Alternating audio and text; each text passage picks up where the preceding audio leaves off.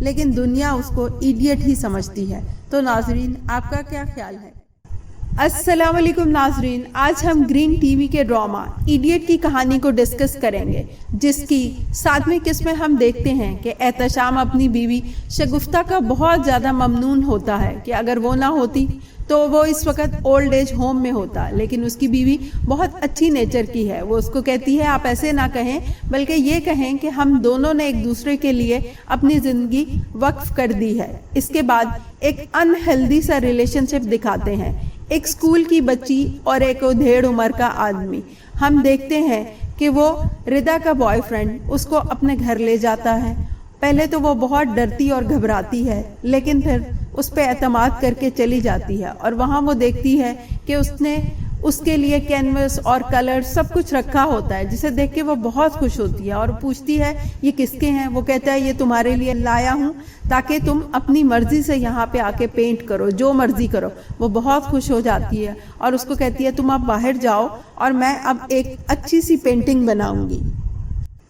تو ناظرین، ایسے بچے جن کے پیرنٹس ان کو ٹرسٹ نہیں کرتے اور ان کو پیار نہیں دیتے اور ان کے فرینڈس نہیں بنتے، تو پھر بچے باہر اپنے لیے فرینڈس تلاش کر لیتے ہیں اور ان کو کسی کی عمر سے کوئی فرق نہیں پڑتا، جیسے کہ ردا نے اپنے لیے اتنا بڑا بوائے فرینڈ ڈھونڈ لیا۔ پھر ہم دیکھتے ہیں کہ گلزار کی ماں بہت بیمار ہو جاتی ہے۔ گلزار آتا ہے، وہ ان کو اپنے گھر لے جانا چاہتا ہے، لیکن اس کا بھائی اور بھابھی اس کی ہر بات کو غلط رخ دیتے ہیں اور اس کو ذلیل کرنے کا کوئی موقع ہاتھ سے جانے نہیں دیتے۔ وہ اس کو یہ کہتے ہیں کہ کیوں ہم نہیں سنبھال سکتے، تم زیادہ سنبھال سکتے ہو، یہ یہی رہیں گے وغیرہ وغیرہ۔ پھر ناظرین، ہمیں فلیش بیک دکھایا جاتا ہے جس میں کہ باپ اپنے بڑے بیٹے سعادت سے مایوس ہو جاتا ہے اور اس کو ڈانٹتا ہے کہ تم چھپ چھپ کے سگریٹ پیتے تھے، تم نے مجھے گڈو اور ماں کی نظروں میں گرا دیا بالکل۔ یعنی کہ یہ سعادت کا کریکٹر شروع سے ہی بہت زیادہ بدتمیز، سیلفش اور مغرور ہے۔ پھر ہم دیکھتے ہیں کہ رامین پھر گھر چھوڑ کر اپنی دوست کے گھر چلی جاتی ہے، کیونکہ وہ خود کو جاننا چاہتی ہے، اس کو سمجھ نہیں آتی کہ وہ کیا کرے، اور وہ پھر دوبارہ گلزار کے پاس یعنی گڈو کے پاس جانا چاہتی ہے۔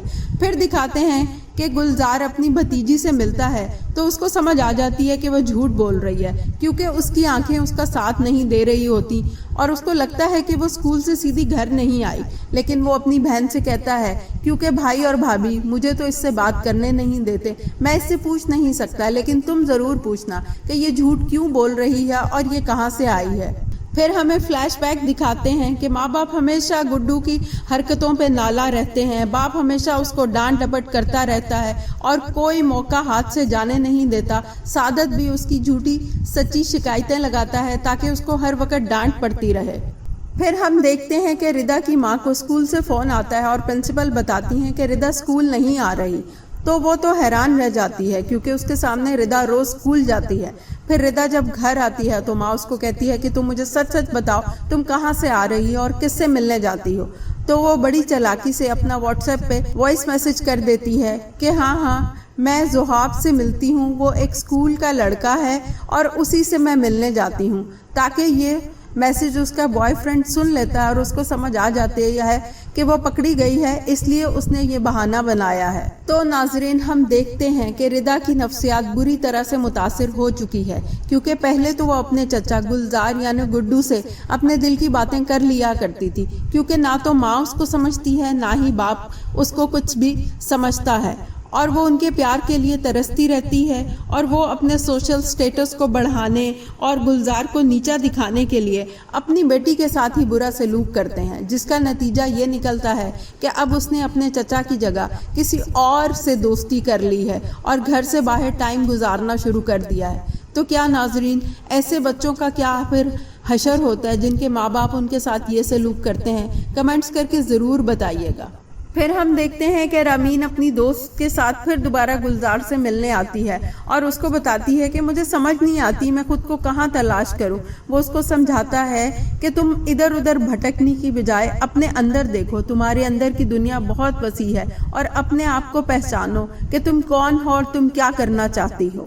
ناظرین، یہ تو تھا 7ویں قسط کا احوال۔ اب ہم 8ویں کے پرومو کو بھی ڈسکس کرتے ہیں، جس میں کہ ہم دیکھتے ہیں کہ چوکیدار کی بیوی کی ڈیلیوری ہونے لگتی ہے اور گلزار ہاسپٹل جا کے ڈاکٹر کو ڈانٹ رہا ہوتا ہے اور اس کو کہتا ہے کہ آپ اپنی कमीशन के लिए और हॉस्पिटल के प्रॉफिट के लिए नॉर्मल डिलीवरीज को सिजेरियन में बदल देते हैं। ये कोई इंसानियत नहीं है।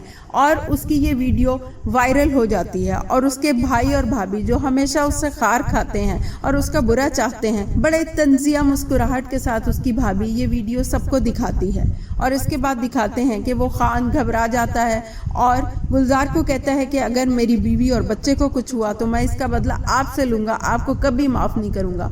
और गुलजार, उसको समझ आ जाती है कि ये तो है ही बेवकूफ़ और गधा। वो उसको यही कहता है कि तुम्हें कभी समझ नहीं आएगी कि मैं क्या कह रहा हूँ और क्यों तुम्हारी बीवी की जान बचाना चाहता हूँ और तुम्हें इतने बड़े खर्चे से बचाना चाहता हूँ। तो नाजरीन, हम यही देखते हैं कि वो हर एक के लिए अच्छा सोचता है, हर एक का भला चाहता है, लेकिन दुनिया उसको इडियट ही समझती है। तो नाजरीन, आपका क्या ख्याल है? क्या गुलजार उर्फ गुड्डू वाकई ही इडियट है या नहीं? प्लीज़ कमेंट्स करके ज़रूर बताइएगा और मुझे यकीन है कि आपको मेरा ये रिव्यू बहुत पसंद आया होगा। प्लीज़ लाइक और सब्सक्राइब कर दें, शेयर ज़रूर कर दिया करें। ओके नाज़रीन, अब मैं चलती हूँ। अल्लाह हाफिज़। दुआ में याद रखिएगा।